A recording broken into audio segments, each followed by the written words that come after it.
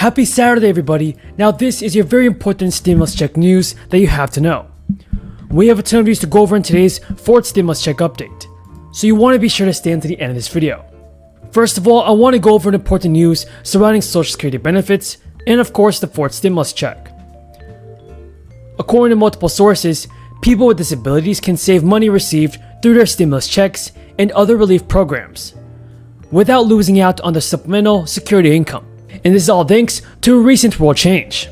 So yes, everybody, if you received your third stimulus checks and you're also on SSI benefits, you don't have to worry about anything. When we look at a budget, when we prepare a budget, it's imperative that we take a hard look at the reality of American life and that we build based on that reality.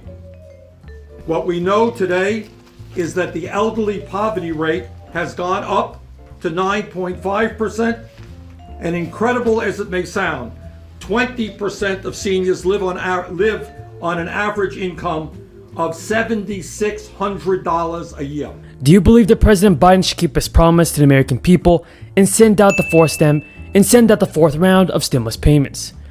Tell me your thoughts in the comments below. And don't forget that next Friday, I will be announcing one winner of a free Amazon gift card. This Amazon gift card is going to be $100. And if you would like to enter the win, all you have to do is subscribe to my channel and give this video a like. And share this video with your friends and family. So folks, here's what you have to know surrounding your Social Security payments. The SSA modified its policy this month on how it will treat various forms of financial assistance that have come about to the people since the start of the crisis. Previously, folks, the agency had indicated that the stimulus checks, known as EIP payments, would not be considered income for SSI recipients. The gross unfairness of our current tax system has allowed in a given year some of the wealthiest people in our country and some of the largest and most profitable corporations to not pay a nickel in a given year in federal income tax, not one penny. And that they would be excluded from resources for 12 months. Now, however, that exclusion has no end date. A spokesperson for the Social Security Administration told multiple sources that by law, disaster assistance, also known as the stimulus checks they received, is excluded for SSI income and resource determinations. So folks, the federal government did issue 3 rounds of stimulus payments since the start of the crisis. And the new policy also applies to money received by SSI beneficiaries through some state stimulus payments, unemployment assistance, and the Emergency Rental Assistance Fund, among several other programs. Are you receiving SSI benefits, everybody? I want to know. If you are, did you receive a third stimulus check yet? Tell me your thoughts down in the comments. In addition, there are a total of 8 million people receiving SSI benefits. The maximum federal payment for individuals is around $794 per month, though some states add to that figure. Generally speaking, individuals receiving SSI cannot have more than $2,000 to their name at any given time, or they risk losing out on benefits. The Social Security Administration says that most people who have had their SSI benefits adjusted after receiving stimulus payments will not need to take any action. In terms of Social Security, Mr. President, let me be very clear. Despite what folks on TV may be saying and some politicians may be saying, let us be very clear. Social Security is not going broke. Let me repeat. Social Security is not going broke. Today, Social Security has a surplus in the trust fund of $2.76 trillion. A surplus of $2.76 trillion. So that's all good news for you folks if you're receiving Social Security benefits.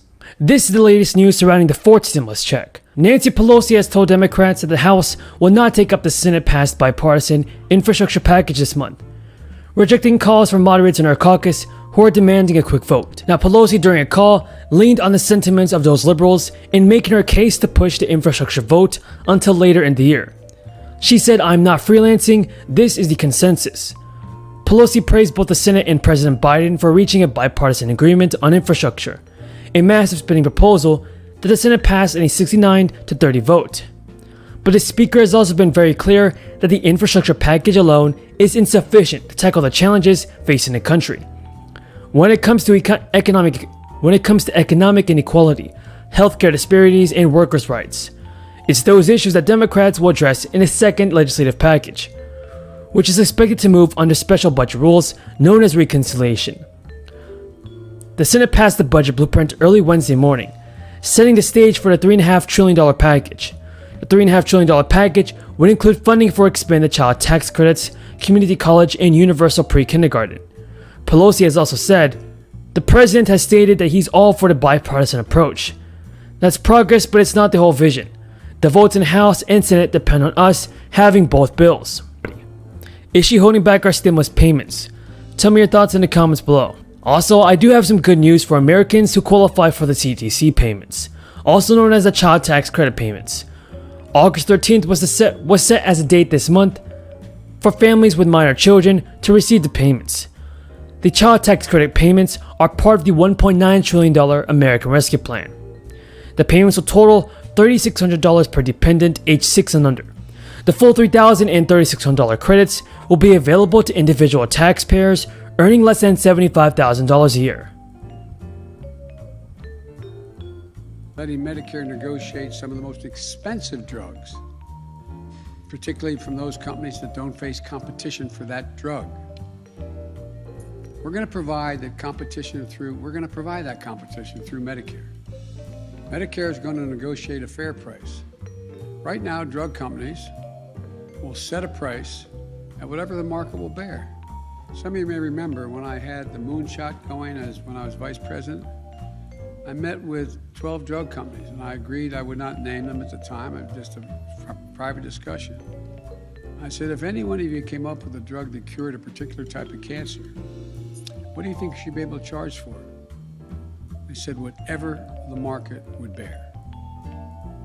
Whatever it will bear. That often means a significant number of people can't afford it under any circumstance, and they'll die without it. That's unacceptable. What we're proposing is that we'll negotiate negotiate with the company based on a fair price, one that reflects the cost of the research and development and the need providing for a significant profit. But that's still affordable for consumers.